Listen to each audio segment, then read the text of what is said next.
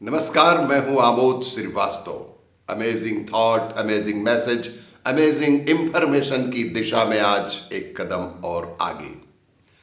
आज के इस जानकारी का शीर्षक है हींग के औषधीय प्रयोग। यह युग निर्माण योजना से साभार हींग के औषधीय प्रयोग। यदि आपको वीडियो पसंद आए तो लाइक करें, शेयर करें और लाल बटन दबाकर सब्सक्राइब अवश्य करें। साथ ही बेल आइकन दबाना ना भूलें। रसोई घर में प्रयुक्त मसालों में हींग की भूमिका भी कम नहीं है। हींग एक पाचक भी है, वायुनाशक भी है, पेट के कृमियों को नष्ट करने, वात एवं कफ को नष्ट करने वाली एक बहुत ही आयुर्वेदिक दवा है और यह हृदय रोग से भी बचाती है, नेत्रों के लिए हितकारक है, शरीर एवं मानसिक बलवर्धक भी है। हींग का सेवन करने से श्वास नलिका में जमा हुआ कफ पतला होकर निकलता है। कफ निकालने का गुण होने से खांसी में भी लाभदायक पाया गया है। कफ में रहने वाले रोगाणुओं को भी यह नष्ट कर कफ की दुर्गंध को भी नष्ट करती है। शुद्ध हींग की परीक्षा।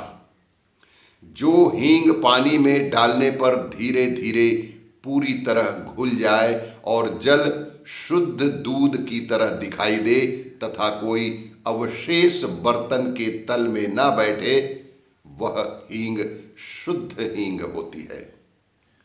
दिया सलाई लगने से हींग पूरी तरह जल जाती है। उसका रंग शुभ्र, गंध तीक्ष्ण और स्वाद कटु होना चाहिए। इसी प्रकार परीक्षित हींग ही उपयोग में लानी चाहिए। व्यावसायिक दृष्टिकोण से मिलावटखोर व्यापारी हींग में गेहूं का आटा, पत्थर के टुकड़े इत्यादि मिला देते हैं, जिससे उसका वजन बढ़ जाता है। ऐसी हींग पानी में घोलने पर बर्तन के तले में बैठ जाती है। हींग का शोधन। हींग को लोहे के बर्तन में घी के अंदर डालकर आग पर रख दें।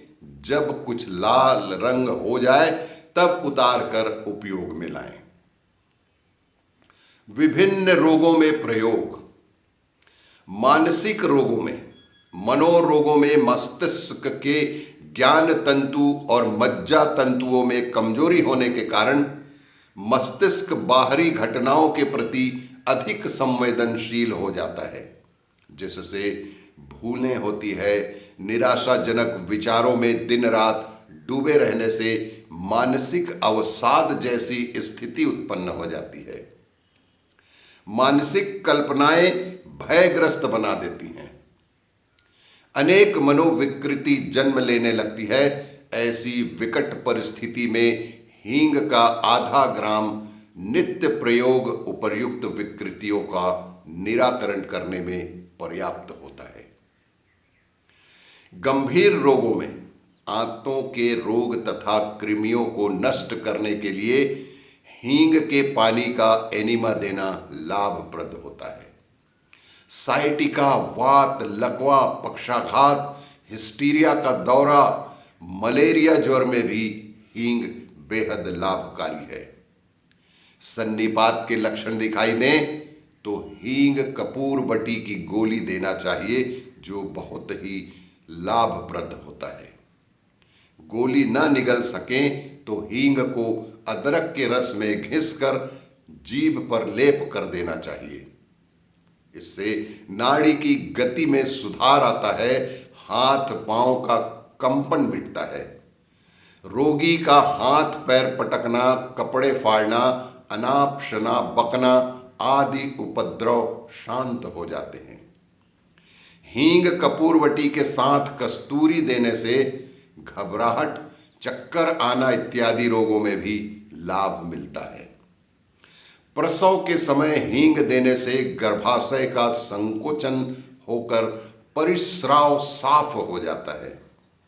गर्भाशय की शुद्धि होती है, दर्द बंद हो जाता है। इसी तरह हिस्टीरिया रोग तथा हिस्टीरिया के कारण होने वाली विकृतियों में हींग का प्रयोग बेहद प्रभावकारी है। ग्लोबस हिस्टीरिया, जिसमें रोगी के पेट के अंदर से एक गोला सा उभरकर छाती की तरफ कंठ की ओर बढ़ता हुआ अनुभव होता है और दौरा पड़ जाता है, इस रोग में हींग कपूरवटी का सेवन चिकित्सक की सलाह के अनुसार लेने से लाभ प्राप्त होता है। दाद के लिए हींग का लेप चर्म रोग दाद पर करने से दाद जैसी बीमारी भी खत्म हो जाती है।